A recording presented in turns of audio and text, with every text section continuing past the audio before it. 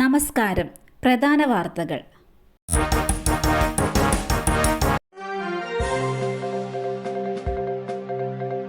തുടർച്ചയായി നോട്ടീസ് അയച്ചിട്ടും ഹാജരായില്ല.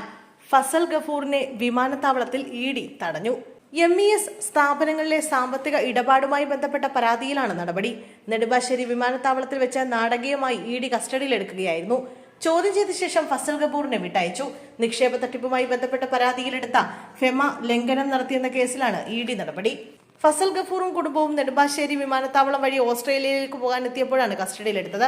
യാത്ര തടഞ്ഞതിനെ തുടർന്ന് ഫസൽ ഗഫൂർ കോഴിക്കോട്ടേക്ക് തിരിച്ചുപോയതായാണ് വിവരം. പരാതിയുടെ അടിസ്ഥാനത്തിൽ മുമ്പ് 2 തവണ ഇഡി നോട്ടീസ് നൽകിയിട്ടും ഫസൽ ഗഫൂർ ചോദ്യം ചെയ്യലിന് ഹാജരായിരുന്നില്ല. ഇഡി ലുക്കൌട്ട് നോട്ടീസ് പുറത്തിറക്കിയിരുന്നു. എന്നാൽ ഇഡി കസ്റ്റഡിയിലെടുത്തിട്ടില്ലെന്ന് ഫസൽ ഗഫൂർ പറഞ്ഞു.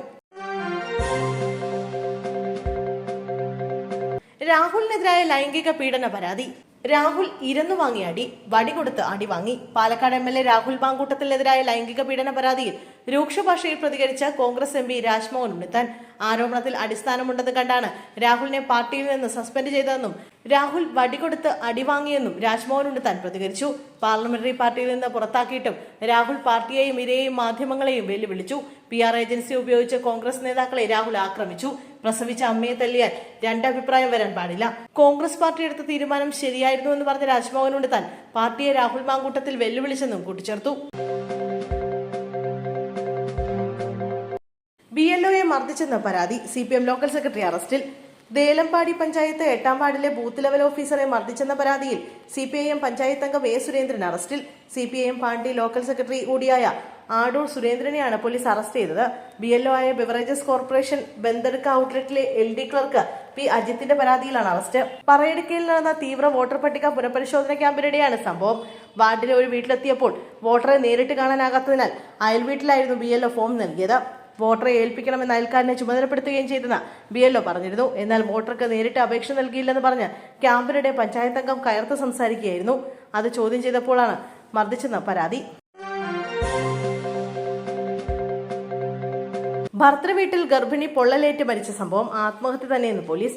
ഭർത്തൃവീട്ടിൽ ഗർഭിണിയായ യുവതിയെ പൊള്ളലേറ്റ് മരിച്ച നിലയിൽ കണ്ടെത്തിയ സംഭവത്തിൽ കൊലപാതകമെന്ന് കരുതാനുള്ള തെളിവുകൾ പോസ്റ്റ്മോർട്ടം പരിശോധനയുടെ പ്രാഥമിക കണ്ടെത്തലില്ല.